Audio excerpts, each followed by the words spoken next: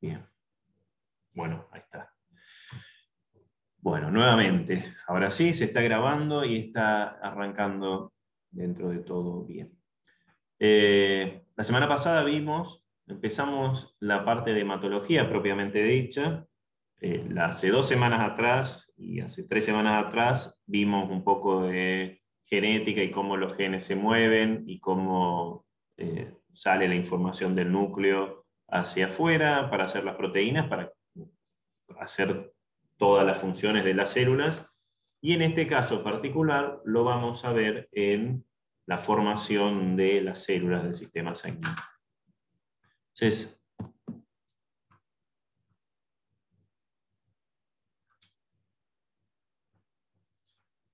¿qué es la eritropoyesis?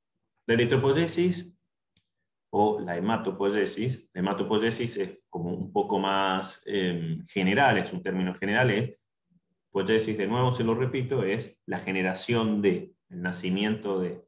Entonces, hematopoiesis es la generación de todas las células del sistema sanguíneo, que podemos dividirlo en distintas partes.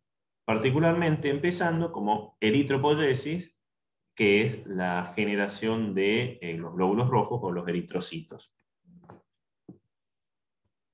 Estos glóbulos rojos, ¿qué son? Son las células sanguíneas que se forman, son células sanguíneas que se forman a partir de la médula ósea. Esto es un resumen muy breve. Tienen una vida media corta, en general las células hematopoyéticas. Las células madres, vamos a ver, células madres voy a nombrar bastante y creo que voy a tratar de hacer siempre la misma abreviación que la CMH, célula madre hematopoyética. Es una célula particular, es una célula que vive que se aloja en la médula ósea y es responsable de todas las células sanguíneas maduras. Las células madre tienen algunas características, como que son pluripotenciales, es decir, tienen la capacidad de generar distintos tipos celulares, no todos. La célula madre por excelencia sería el óvulo fecundado, que tiene la capacidad de generar todas las células del cuerpo, los 200 tipos celulares que hay. En cambio, las células madres hematopoyéticas tienen una capacidad limitada, son pluripotenciales porque tienen posibilidad de generar algunos tipos celulares diferentes, como los glóbulos rojos, los linfocitos, los granulocitos, eso lo vamos a ir viendo. Tienen la capacidad de diferenciarse, si no, no podrían generar una célula funcional con una característica funcional específica. Tienen la capacidad de proliferar, tenemos poquitas células madre, pero a medida que tienen la capacidad de dividirse y proliferar. Proliferar es una división especial, digamos, en realidad son equivalentes, dividirse y proliferar, pero proliferar es la capacidad del tejido de crecer en cantidad. Y también tienen una capacidad, como célula madre, que es de autorrenovación. Recuerden que yo les contaba que la célula se divide en dos. La célula madre, como cualquier célula, la división es a partir de una generar dos células, y en el caso de la célula madre, una se queda como célula madre y la otra va a seguir dividiéndose, es la parte de proliferación, y a medida, una vez que pasa esa proliferación, también va ocurriendo una diferenciación a una actividad particular, o a un fenotipo, o a un tipo de célula particular. Se deja de ser célula madre para convertirse, en este caso de la eritropoyesis, en glóbulo rojo. Esto también nos da digamos, una jerarquía, una diferenciación. Empezamos de célula madre que se va a ir convirtiendo, va a haber divisiones, pero además esa diferenciación me la va a ir convirtiendo en una célula particular. Y tiene estos distintos estadios de célula madre, célula progenitora, precursor maduro y célula madura. Esa jerarquía se da para cualquier tipo celular hematopoyético, ya lo vamos a ir viendo. Una cosa importante, que también estas células madre, ¿por qué toman la decisión de convertirse en un tipo celular o en otro tipo celular? Es porque están inmersas, no están en el aire, no están en la nada, sino están viviendo en un microambiente particular, en un ambiente de proteínas y de matriz extracelular, que tiene un montón de señales, tiene muchas señales que le van indicando qué tiene que hacer. Eso se llama el nicho hematopoyético o el nicho, el nicho del microambiente donde vive esa célula, que le da la señal de qué tiene que hacer, en qué proporción. Es decir, ese nicho le va dando tanto las señales para comenzar un proceso como para regular ese proceso. Regular significa que le va a dar no solamente la dirección, sino también la velocidad o la magnitud en el cual tiene que ocurrir. La hematopoiesis en particular es la formación, es el proceso de formación, desarrollo y maduración de los elementos formes de la sangre, que son todos los tipos celulares a partir de esta célula madre. Esta célula madre se va convirtiendo como es una unidad formadora de clones. Muchas veces lo pueden encontrar en los textos como hemocitoblasto, es decir, es una célula con capacidad de blasto. Blasto también es una terminación importante, es una terminación que me está indicando unas células con capacidad. Células indiferenciadas con capacidad de proliferar y diferenciarse. Eso es la idea de blasto. Cualquier cosa que termine en blasto es una célula inmadura que tiene esa capacidad. También, como mucho resumen, le acabo de decir, las células, toda la vida de las células de la sangre comienza en la médula ósea con las células madre hematopoyéticas generando nuevas células que van a salir una vez maduras a circulación, y con el tiempo en la circulación van a ocurrir o procesos que activamente disparan la muerte de la célula hematopoyética, de la célula sanguínea, o por procesos físicos. Por ejemplo, un glóbulo rojo está circulando constantemente en el sistema vascular, tiene que deformarse para pasar por capilares muy pequeños, volver a formarse y tomar su forma funcional, y esos movimientos, deformarse y volver a formarse, con el tiempo van haciendo que se vayan rompiendo o vayan perdiendo funcionalidad, y al finalmente, en general, si no se lisan en sangre, que es un proceso que puede ocurrir, pero que el cuerpo prefiere que no porque libera hemoglobina, que es tóxica para las células, cuando pasan por algunos lugares como el vaso o el hígado, existen macrófagos, otro tipo celular muy específico, que tienen receptores para células dañadas, células sanguíneas dañadas. Entonces, cuando están pasando por estos dos órganos, estas células son atrapadas y son degradadas de una manera eficiente y coordinada para recuperar los materiales y evitar, en todo caso, que se vuelquen a circulación elementos, proteínas, moléculas que son dañinas para el tejido en general. Algunas características de la eritropoyesis. En condiciones normales, cualquier persona de 25 años y 70 kilos de peso tiene aproximadamente una producción por hora de 10 a la 10 eritrocitos. O sea, en cada hora de nuestra vida estamos produciendo una cantidad enorme, un 1 seguido con 10 ceros. 6 ceros es 1 millón, 9 ceros son 100 millones, sería 1000 millones de eritrocitos por hora están siendo generados en la médula ósea y están saliendo nuevos, en promedio, a circulación en cada uno de nosotros.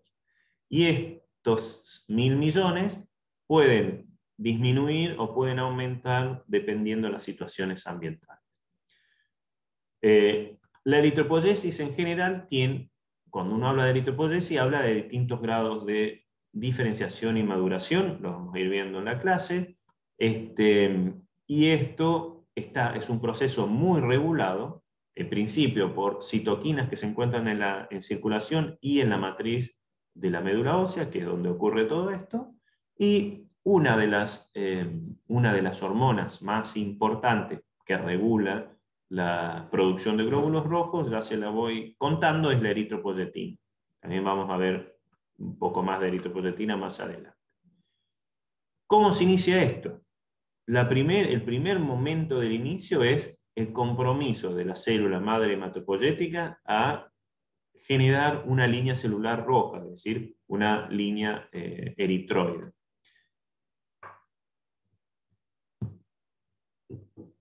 Todo esto que le venía contando tiene que ver particularmente con la eritropoyesis en el adulto.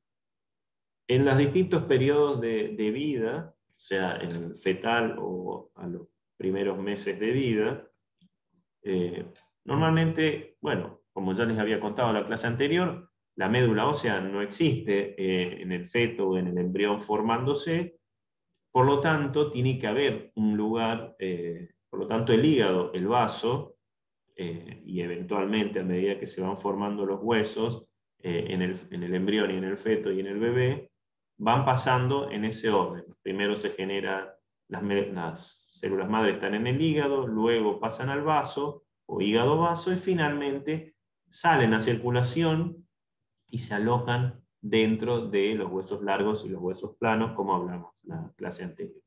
Y una vez que nacemos, el primer mes, las primeras semanas de vida, todavía quedan algunos restos o algunas células madres que están en el hígado, pero la mayoría ya están en la médula ósea y se van a terminar estas células madres muriéndose en el hígado o migrando hacia la médula ósea.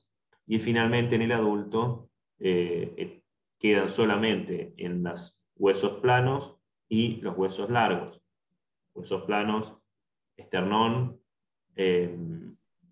isquiones, cadera, y huesos largos en la punta, que es lo que más conocemos porque es el caracú básicamente, y en el cuerpo de las vértebras, que es la médula ósea roja. Bueno, ¿para qué o por qué tiene que hacer eritrocitos el cuerpo? Principalmente porque la función de los eritrocitos, como ya lo vimos, es el transporte de oxígeno y dióxido de carbono unidos a la hemoglobina y este dióxido de carbono transportado no como molécula de gas, sino como ácido carbónico, que lo convierte primero en una enzima que es la anhidrasa carbónica. Después, eso es funcionamiento de la hemoglobina, lo van a ver o lo están viendo en otra materia. Ya hablamos un poco de los glóbulos rojos, son los famosos y se describen como discos bicóncavos, no tienen núcleo, no tienen organelas, no tienen mitocondrias, por ejemplo, y en su interior principalmente tienen hemoglobina, la proteína que más del 90% compone a un glóbulo rojo es la hemoglobina. Tienen una vida media de 120 días, es decir, algunos de estos 1.000 millones que salen por hora duran en promedio 4 meses. Siempre le erro con los meses. Tienen 120 días de vida promedio. Es decir, todos se están muriendo constantemente, así como nacen por hora 10 a la 10 glóbulos rojos, se están muriendo en promedio por hora 10 a la 10 glóbulos rojos, de manera que en la sangre se mantiene un nivel constante, que es el típico nivel, no sé, de los 5 millones por mililitro por milímetro cúbico, o los 5 por 10 a la 12 por litro de sangre, eso depende un poco, lo pueden calcular para cada uno. Y ahí, en general, como les contaba, terminan esta vida media, la terminan siendo fagocitados por macrófagos específicos en el hígado y en el vaso. ¿Por qué? Porque la hemoglobina es tóxica. De nuevo, se los repito, la hemoglobina, si se rompieran en circulación, es tóxica para las células. De hecho, por eso una de las funciones del glóbulo rojo es contener la hemoglobina para mantener su función de transportadora de gases y, de paso, no tener, evitar que genere toxicidad para el resto de las células. Profe, una pregunta. Sí. Sí, bueno, no sé si viene al caso el tema, pero ahora que está hablando esto de los eritrocitos, puede ser que haya un estudio que se les da a se les manda a los pacientes que son diabéticos, que se llama hemoglobina glicosilada. Lo leí en un libro de Sí. histología y está muy técnico los términos. No sé si puede ahondar un chiquitín en eso.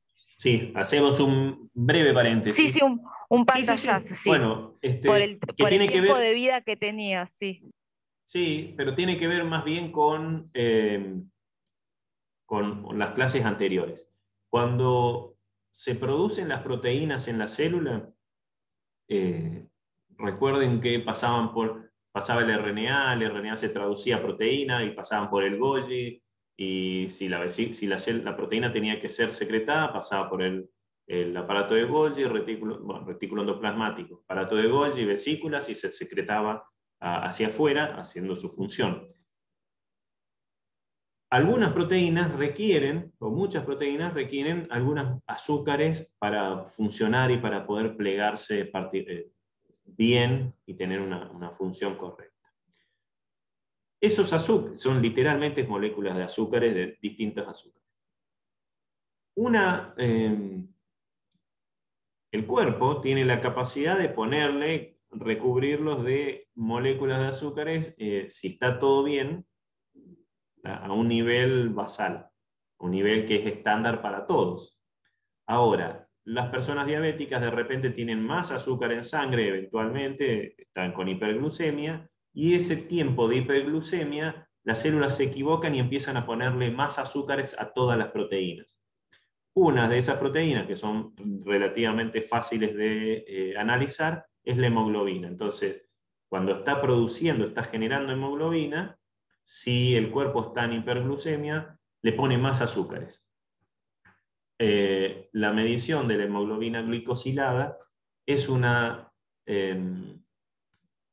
es una medida indirecta de cuánto azúcar tuvo el cuerpo durante ese tiempo. Una persona normal tiene una cantidad, una proporción de hemoglobina glicosilada, y una persona diabética que ha pasado muchos periodos de hiperglucemia, en ese momento, cuando estaba pasando la hiperglucemia, las proteínas que se estaban generando se glicosilaron, se le agregaron azúcares de más. Por lo tanto, una medida indirecta de cuánto tiempo pasó en hiperglucemia el paciente diabético en ese caso. Pero es una medida indirecta. Y bueno, como paciente diabético, mientras más tiempo, si pasó mucho tiempo en hiperglucemia, es decir que no está controlando bien su índice glucémico, su dosis de insulina, lo que corresponda a eso. Pero no es que pierde función, sino que me está indicando otra cosa, que es la cantidad de azúcar que tuvo en sangre durante un periodo de tiempo. Básicamente es eso. Volviendo acá, la eritropoyesis, como todas las células sanguíneas, ocurre en la médula ósea. La médula ósea, especialmente en los sinusoides, porque esos sinusoides tienen células y tienen un tejido conectivo, un tejido conectivo que esté especializado en generar células sanguíneas. Esto es un corte de médula ósea teñido con hematoxilina, y vemos dos cosas. Tenemos esta parte más rosadita, pareja, que es el hueso esponjoso, es la parte ósea, y dentro de esos, si agarran cualquier hueso de pollo al final, o de vaca, un caracú, en la parte más roja van a ver que es muy rojo el hueso. Uno lo corta y es bien esponjoso y tiene huecos. En esos huecos están estos islotes donde está ocurriendo la hematopoiesis. Entonces, dentro de esos huecos de esa esponja, De hecho, es un tipo de hueso especial que se llama hueso esponjoso. Por eso también ocurre mucho dentro de las vértebras. Si agarran una vértebra y la rompen, van a ver que adentro es muy esponjoso y aparte es bien rojo, bien oscuro. ¿Por qué? Porque está lleno de islotes hematopoyéticos, que son células que están generando células sanguíneas constantemente. Entonces, este mesénquima, que es un tipo de tejido conectivo, un tejido donde están estas células, tiene todos los elementos hematopoyéticos, el microambiente, que es básicamente todas las proteínas a donde están asentadas, y es un tejido blando y gelatinoso que está separado por las trabéculas. Eso es tal cual, esto se llama, cuando uno llama tejido esponjoso, ve como una esponja, en realidad son trabéculas, porque uno podría seguir en el espacio como huecos donde están las células alojadas.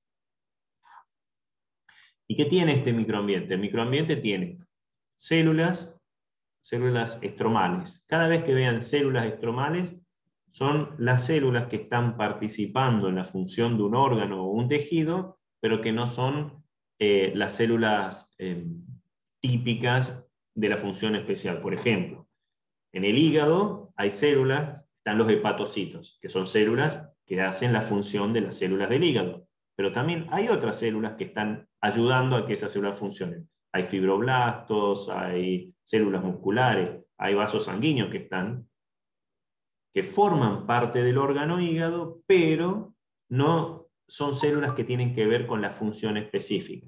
Por ejemplo, en este caso, células estromales de la médula ósea son todos los fibroblastos que están ahí adentro, células reticulares, que son células, unos fibroblastos y células endoteliales específicas o particulares, que están dando el soporte a las células madres y a las células que están proliferando y están...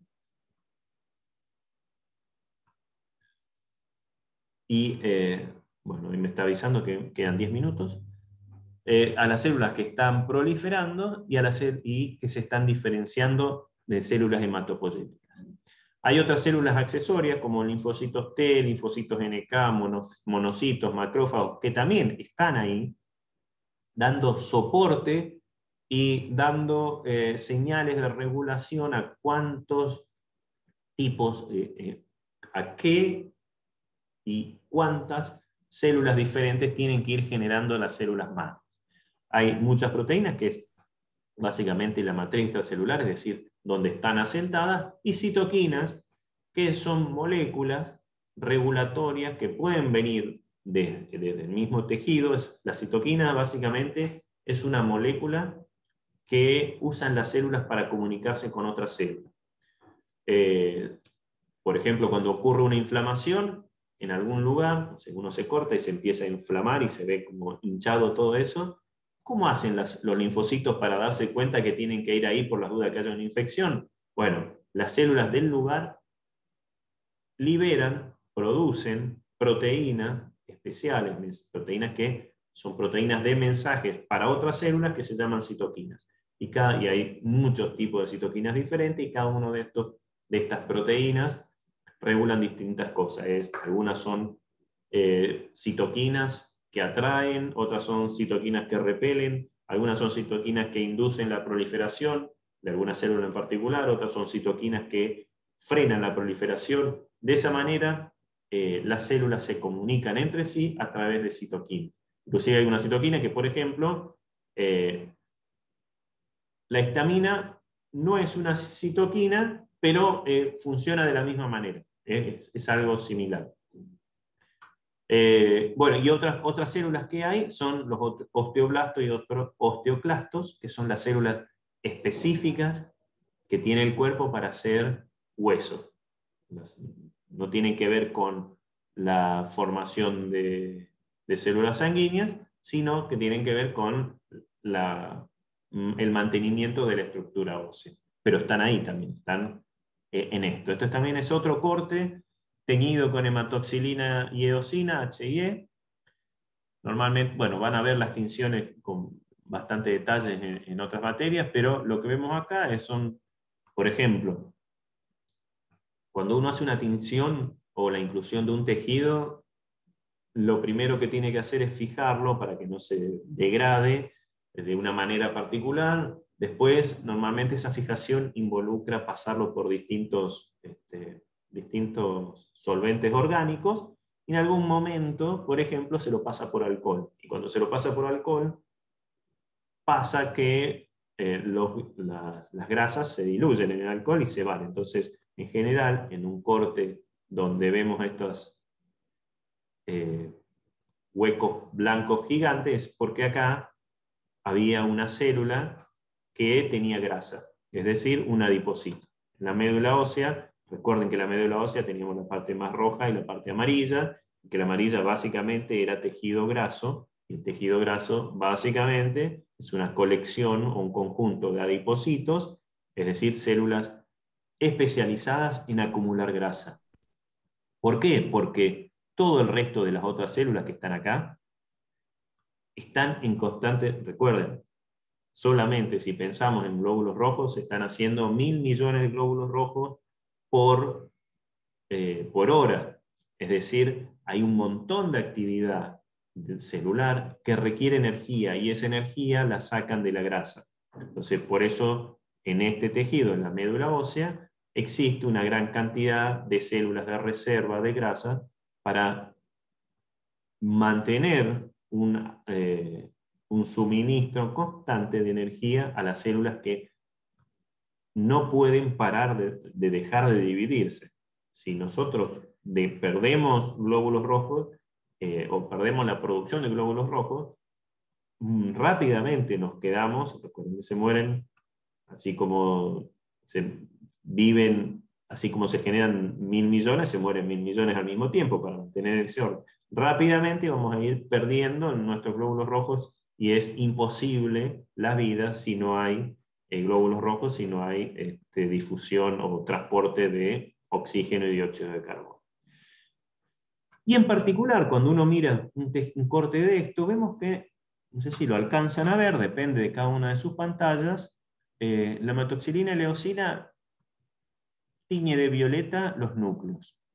Y de rojo, en general, vamos a ver las células que se están diferenciando a eritrocitos, se los ve como más rojos porque están generando hemoglobina. Y vemos acá, por ejemplo, hay un islote, se llaman islote eritroblástico, porque es un lugar donde hay muchas células que se están generando. Acá también hay otro, por acá también. Y el resto son el resto de las células madres y células que están diferenciándose a otro tipo celular. En el esquema tenemos las células en general, que están en los distintos tipos. Estas son células que están más naranjitas y más rojitos, son las células que ya están diferenciadas casi a generarse como eritrocitos, y si se fijan están nucleados, ya para que vayan mirando algunos detalles del esquema, tienen el núcleo, y justo antes de salir, esto acá en verde, básicamente se llama un seno venoso porque es el interior de un capilar. Esto acá ya es la circulación. Todo lo que está en esta parte verde entran a circular. Entonces, en algún punto, a medida que se van diferenciando, se van moviendo lentamente hacia el borde de los vasos sanguíneos, y van a pasar por entre las células y van a salir a circulación cuando ya están maduros o cuando ya están lo suficientemente maduros. Lo último que ocurre, fíjense que acá tienen núcleo y cuando pasan a circulación ya no lo tienen. Por más que acá lo vean como más rojito, es porque es el disco bicóncavo, entonces para hacer como que está apretado en el medio lo ponen como un rojo más oscuro, pero estas células, estos eritrocitos, no tienen núcleo. Una de las últimas cosas o de los últimos eventos que sufren en su maduración es la eliminación, la expulsión del núcleo y de las organelas. Acá también podemos ver, esto es un megacariocito que va rompiendo su citoplasma y va liberando a la circulación plaquetas. Y por otro lado, no están acá, pero podría ser por ejemplo, un linfocito que ya está maduro y que está saliendo a circulación, o está casi maduro, está saliendo a circulación para terminar su maduración. Si el linfocito T en el timo, si es linfocito B, ahí como casi maduro para pasar el vaso y hacer su último control de calidad. Pero esto es básicamente un esquema de todo lo que vemos en esto. Si yo agarro y amplío esto, esto es un corte real de un tejido, este es el esquema de ese corte. Tenemos el seno venoso, arterias, arteriolas, que normalmente traen la sangre con los eritrocitos, digamos, donde viene el oxígeno, los eritrocitos cargados de oxígeno y de nutrientes, porque tienen que nutrir. Fíjense que hay, bueno, en verde vemos las células endoteliales, que son así aplanaditas. Esto es un corte, tienen que imaginarse que es como una especie de pavimento que forma un tubo, literalmente, es como si fuera agarrar un empedrado, una calle de empedrado y plegarlo así, y cada uno de esas piedras del empedrado es cada una de estas células endoteliales. No sé si ustedes se lo imaginan, pero para mí es muy fácil imaginármelo, y una vez que te lo imaginas, es fácil de entender qué estamos viendo acá. Lo mismo pasa para las arteriolas, vemos que hay dos formas diferentes. Este es un esquema muy bueno de cómo cada célula tiene una forma particular para la función que está cumpliendo. Y cada estructura tiene distintas funciones. Por ejemplo, vemos acá las arterias, la arteriola en este caso, que tiene muchas células endoteliales. De hecho, la célula endotelial es verde. Tiene también unas células que están rojas, que son células mioendoteliales, es decir, son células especiales que son capaces de contraerse y de relajarse.